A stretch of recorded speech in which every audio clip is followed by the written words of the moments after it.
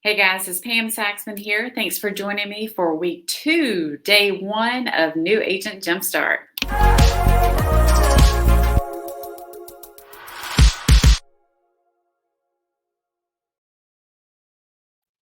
Hey guys, I will say this is probably my favorite week of this whole entire series.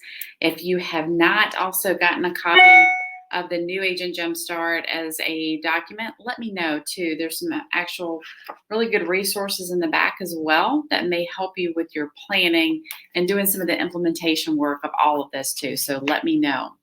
So today we start this whole series around business planning. So we've got a lot of work to do today. Today we'll lay some foundation, and then the next couple of days we'll build off today's work. So what do we have on the agenda? So let's just roll through it real quick. We're going to set some financial goals. It's really important to have a number, to have something that you're marching towards, because if not, then we usually just don't accomplish as much as we could. Something funny about telling me how much you want to make or writing it down. Here's the next step though. When you're first starting out in real estate, you're probably not even sure, what an average commission looks like. How many deals is it going to take to actually meet that financial goal? So I'll show you a little bit of a tool that I have that helps you break it down just a little bit into some activities so that you can march towards that financial goal a little bit easier. We're talking about small, bite-sized chunks because $100,000 seems like a lot, right? But if I tell you that's about 36 deals, if you're netting $100,000, that feels maybe a little bit more doable. I might could figure out how many activities I need to do in order to close 3 homes per month. So we'll talk more about that. Exploring your bigger why. I'm not saying that your family is not a huge factor in your life, that they're not a real core piece of your why, but commonly people have some other things that kind of drive them towards success or sometimes drives them towards fear. So I'll talk to you a little bit more about what my why is too, to hopefully help you kind of understand what that means and why it's important. Creating a vision board. Oh, love these. And I have an example of how it can be successful. I'll show you that as well.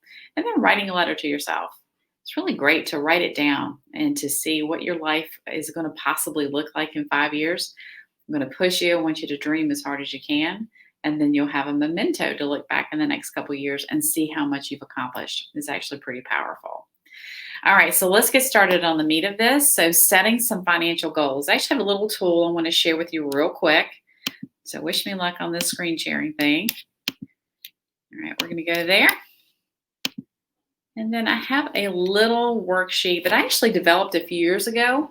I developed this when we were actually with Keller Williams. So our caps are a little bit different now at EXP than they were when we were with Keller. So something like this, no matter what firm you're with, you can make some adjustments here to make it relative to what you need.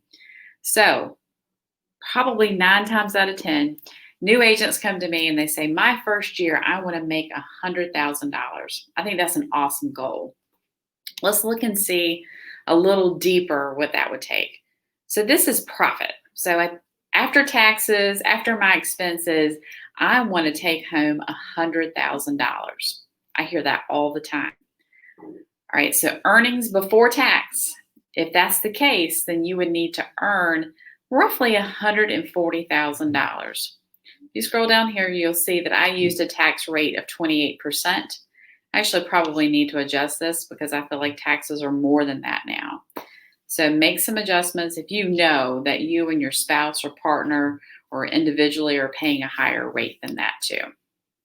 All right, so as a team cap back in the day when we were at Keller, our cap was around $13,000. And then I put in expenses of $6,000. So one thing on a team, which is kind of nice, you don't spend a ton of personal money on marketing, printing, all of that stuff is the lion's share of it's taken care of by your team. So my expenses were pretty low, but it may be a little bit higher for you as an individual agent. If you're buying some leads or you're doing something maybe extravagant on, postcards or printing or that type of material too. So take that into account. So with a $13,000 cap, expenses of around $6,000, my GCI goal, so gross commission income, I needed to be around $160,000. Again, in order for me to take home $100,000. That roughly translates into about $13,000 goal for the month. But this is where it gets really cool. This calculator would tell me how many deals per year we needed to close. Well, I needed to close in order to profit that 100,000. About 36, which is, you'll see, pretty easy math, right? About 3 deals per month, which means at a 75% conversion rate, I needed to write about 47 contracts per year, which is about 4 per month, so 1 per week. Buyer's appointments in order to get those contracts written, about 63. So I would need about 6 buyer appointments per month. Again, at a conversion rate of about 75%. So if you want to make $100,000, but yet you're not setting, around 6 per month, or if we say 1 to 2 per week, then you may not be tracking with enough activity in order to get you to that financial goal. So something to keep in mind. So you may have to pick it up, and we'll talk about a little bit more of that here in a minute. $75,000 is also another great one that I hear a lot of new agents tell me, between 75 and 100. Feel like that would be 27 closings per year, which is roughly 2 per month. I would need to write 3 contracts per month, so just shy of 1 per week. And I would need to have 4 appointments per month, which is about 1, per week. So just do that math to get to the goal that you want to do. So hopefully that helps give you a little bit there too. So let's go back to our screen. All right, so we set some financial goals potentially. We've identified some unit transaction goals. And the reason why I think that's important is because it's smaller. It's hard for me to just say $100,000, but if I know that I need to get basically 2 buyer appointments per week, guess what I'm going to do? I'm going to do the activity that's going to get me to that smaller goal that will feed into my larger goal. If you have a large goal and you're not doing all these activities, unfortunately, you run the risk of not hitting your goal and you could get frustrated. So make sure they flow and they make sense. Okay, explore your bigger why. When I commonly ask people, what is your why? 9 times out of 10 people say their family. I get it. I mean, a good driver for me is obviously my family, but it's a little deeper than that. So I encourage you to explore that further. So part of my why is that I want to make sure my family is taken care of. But a huge driver for me is that I want to make sure that I'm successful and I lead in a positive way so that I can be an example for my daughter. So that's different. It's about her, but it is more singularly about me and my personal growth. So I've added here recently a huge why for me, and literally what gets me inspired and excited to get up in the morning is develop content and hopefully things that inspire agents to be successful. The failure rate in our industry is ridiculous. About 85% never make it out of the year 5.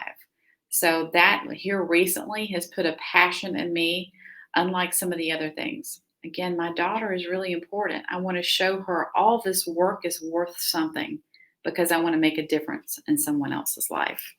So don't just stop with the easy. I want you to explore that further because that drives a passion that you just is hard to put out, and that will make some of those tough days make a lot more sense. There is a video that I will post in the comments. I believe it's Michael J. Smith. He's actually a comedian, and he does this great video on why knowing your why matters. In this scenario, he asks a gentleman to sing his favorite song. He's a music teacher. So he's like, just give me a few bars of Amazing Grace. This guy has such an amazing voice. You're like, wow, this dude can sing. But then he gives him some backstory. So I want you to sing Amazing Grace like your mom just got out of jail. You've been living on the streets and suddenly you're seeing the light. Now sing Amazing Grace to me. Same song, different impact. This guy's saying it from like a place in his soul that was remarkably different from the first.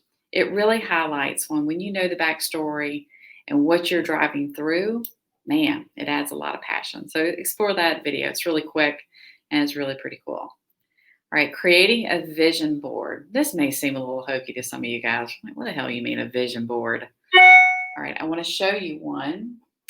And this is one of our team agents. This is the fabulous Mackenzie. And you'll see last year she developed this vision board of some of the things that she wanted to accomplish in her life over the next year. So why does this matter? Well, I'll tell you. On here it says repaint downstairs and kitchen. That was a goal for her and her family. Guess what she just recently did? They basically remodeled their whole downstairs. Built-in mudroom. I just talked to her husband because he works for us too. He said, guess what?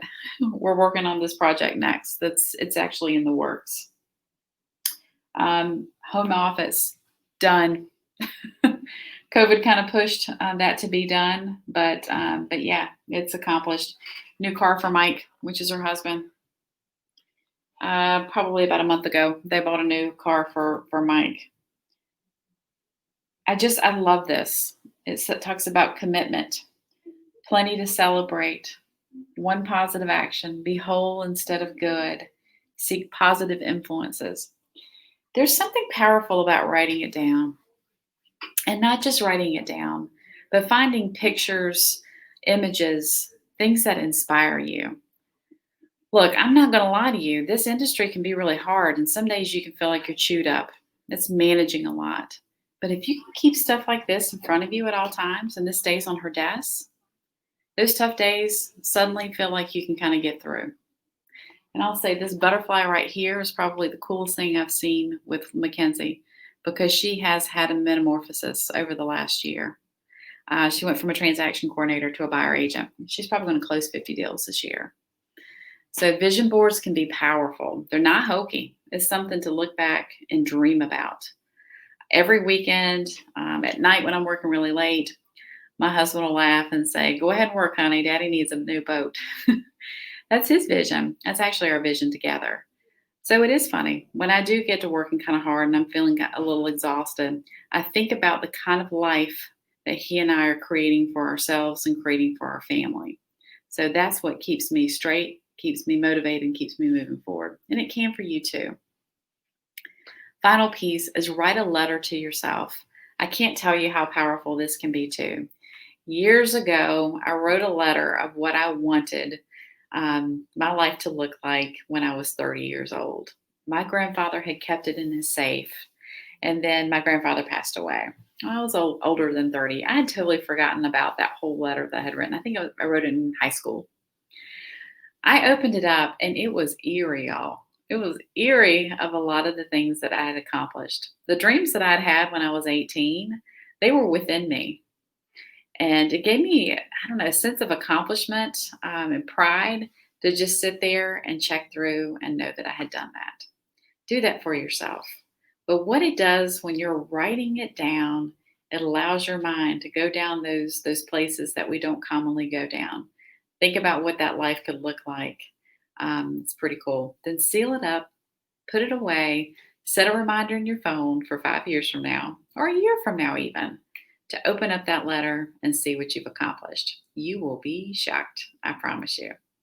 So thanks for letting me go down that mental wormhole with you guys today, and we're going to get back to some more tactics tomorrow. Spend some time and work and energy here, guys. I promise this is probably one of the more important days in your entire journey. So I'll talk to you guys soon. Thanks so much.